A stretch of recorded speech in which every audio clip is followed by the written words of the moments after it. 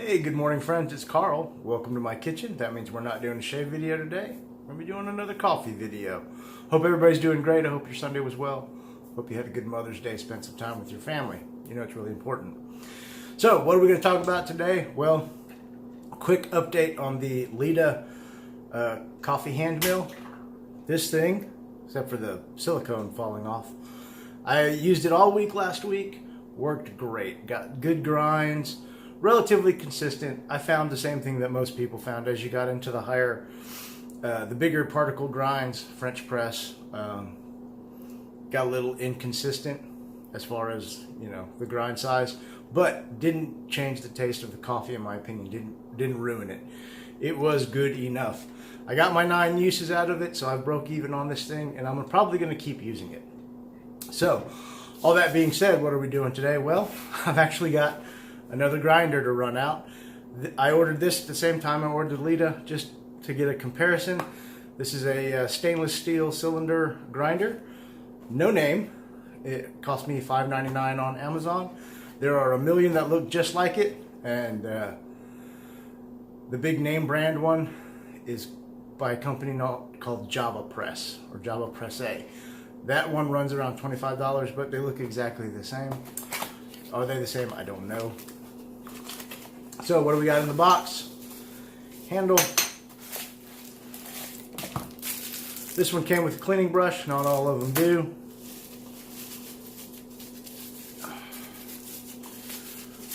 One stainless steel cylinder. Little plastic window so you can see your grinds. This one actually came with a rubber stopper so that you can store the handle in it, which is kind of nice if you want to travel with it. I think that's one of the selling points about this style of grinder, is it's portable. You can take it with you. It's durable. It's made of stainless steel. Looks pretty good. Fit and finish is okay. And top pops off. There's your coffee chamber where you put your beans. There's the collection chamber. There's the burrs. It is a ceramic conical burr grinder. And then this is the adjustment knob. Turn it one way to open it, and then the other way to close it. So, pretty simple. Haven't read too terribly much about these. I did look on the Java Press website because that's kind of what it looks like. And there's a grind guide, so that's probably what I'll be using. One thing I did see in the reviews, and this one looks like it may have been addressed, but you can see how the plastic window here, one of the complaints was that coffee gets in between that and the metal, so that you get coffee grounds stuck in there. This one actually looks like higher, like the plastic raises higher than a lot of the pictures that I saw online. So maybe they've addressed it. Maybe this is an updated version. But anyway, let's grind some coffee. What are we going to grind this morning? We're going to be grinding Inferno. This is by a local Austin roaster named Summer Moon. They have a coffee shop right across the street from my apartment. Fantastic coffees. It's a great small business success story. They started roasting coffee here in Austin, I want to say in the mid-90s. I could be wrong, don't quote me on that. Their company has grown. They ship coffee nationwide. They've got shops all over Central Texas. So this is their dark roast. It smells fantastic. Tastes great. I can't wait to get some of this ground up. How are we going to brew it? Well, we're going to brew it in the Mr. Coffee. That way it's kind of an apples to apples comparison with this one. Except for the coffee, because all the cafe au lait is gone. But anyway, let's get grinding. I'll check in with you in a second once I get everything set up. Alright, so we're all set up to weigh out the grind, and I'm going to go ahead and adjust the grind size so once it's done I don't have to mess with it. According to the chart I found online, about 10 to 12 clicks open, so I'm going to hold the post so the burr doesn't spin.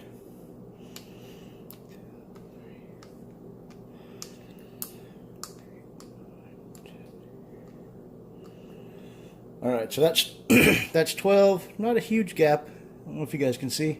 Not a huge gap, so we'll see what it does. Go ahead and slide the bottom plate on. It's a nice positive fit, so that's really good. Set the grinder on the scale.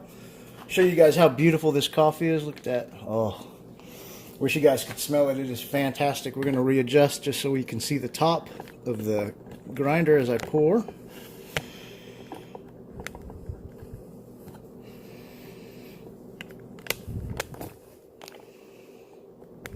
One thing I've noticed and have heard or read about is getting the coffee in the top of the hopper is kind of a pain, and the capacity is a question. So I'm going to try and grind 45 grams or 47 grams of coffee, and we'll see how much we can fit in here. I think the max capacity probably going to be not quite as much as I'm going to need.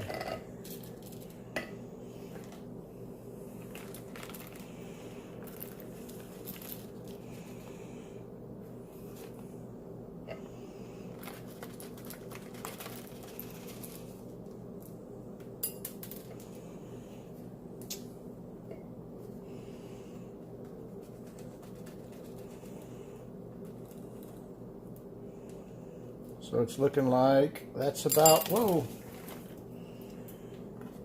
that's about 30 grams, 28, yeah, 28 grams right there. That's probably as much as I can squeeze in. 29. So it's about a 29 to 30 gram capacity. So I'm going to have to brew or grind 2 batches. So that's already a little bit on the disappointing side. Top fits on nice and snug. And then the handle, there is no retaining nut like on the other one, but it is cut in a pentagon shape so that it fits only one way, and it seems to fit on pretty tight. We'll see how that holds up over time. I'm going to readjust and we'll start grinding.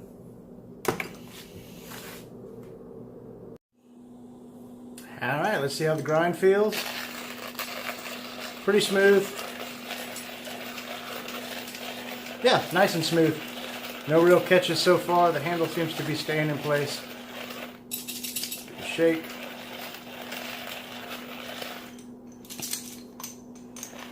I'm going to set it on the counter and keep grinding. We'll let you guys know. It is 8:07 right now. So we'll see 29 grams of coffee in how long.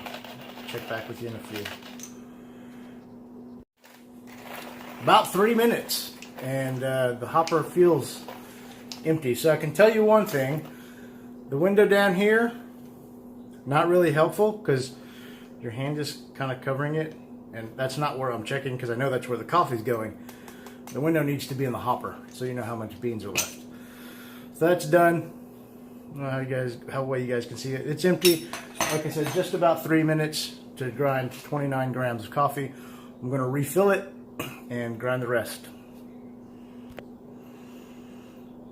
Hey, my brain was actually working and I decided to check the hopper before, and it's pretty much full, so you can only fill and grind about 29 to 30 grams of coffee at a time. I'm going to dump this out. We'll get you repositioned so we can see what the grinds look like. Alright, so don't know how well you can see that, but just as kind of a cursory, they look okay.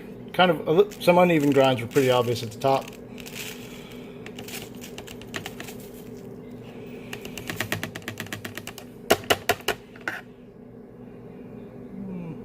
A little bit of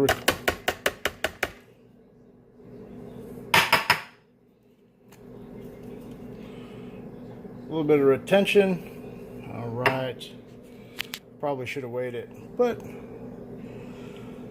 I wish I had a better light here. Yeah, there's some uneven grindage, but it looks to be about grind size. I'm going to finish grinding the last half and then we'll get brewing. All right, that's it. So it's all ground. It looks okay. Like I said, some uneven grind is pretty obvious, but it looks to be about the right size at, what was that, 12 notches for the most part. So let's get brewing and we will check back when the pot's done.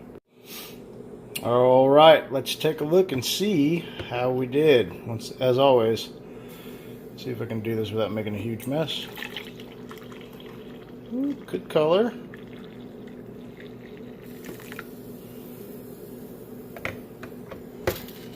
Oh, got a spill. All right, let's see here. Coffee is brewed. Smells fantastic. You guys saw what it looked like. It's got a good color, good aroma. Not a ton of oils on the top, but that's okay.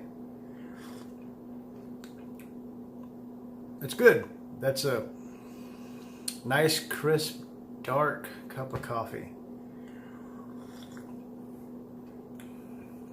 Maybe just a tad on the sour side. Just a tad. I'll know more once it cools off because, you know, super hot coffee always tastes a little bit different. But not a bad cup of joe for sure. That'll be an easy pot to finish. Helps that the beans are quality beans. So, thoughts on the No Name Amazon stainless steel grinder. Grind time is okay. Design, build is okay. The handle did pop off a few times during the grinding, but it never jammed, it never locked up. It was easy motion through the burrs. As you can see, there's already a little bit of play here, so I really wish it had a retaining nut. The pieces held together really well. The grind was okay. My biggest grief, capacity, 30 grams in the at a time. Not enough for some of my brewing methods. Maybe for, you know, smaller brews, AeroPresses, mocha pots, small amount pour overs, like single cup pour overs. But it will not work for my daily, you know, 4 cup of coffee brew in the Mr. Coffee or in my percolator. Not even in my 8 cup pour over without having to grind 2 batches. So that's kind of a hassle. In that regard, the Skirt and Clone, the Lita, wins.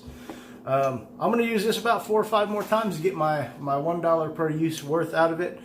We'll see how it grinds some of the finer grinds. I think it'll be fine. There's a lot of fines.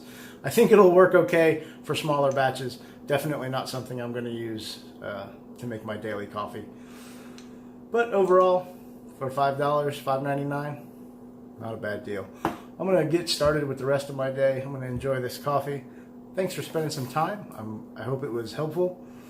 Can I recommend it? I don't know yet. The capacity is a problem for me. But if you don't need to brew more than 29 or 30 grams of coffee at a time, might work for you. Anyway, that's what I got. I'll use it for the rest of the week and give you my final thoughts after that. Hope you have a great day. Drink some coffee, drink some tea, drink whatever you like. Go spend some time with your friends and family. It's really important. Have a great day. We'll see you next time.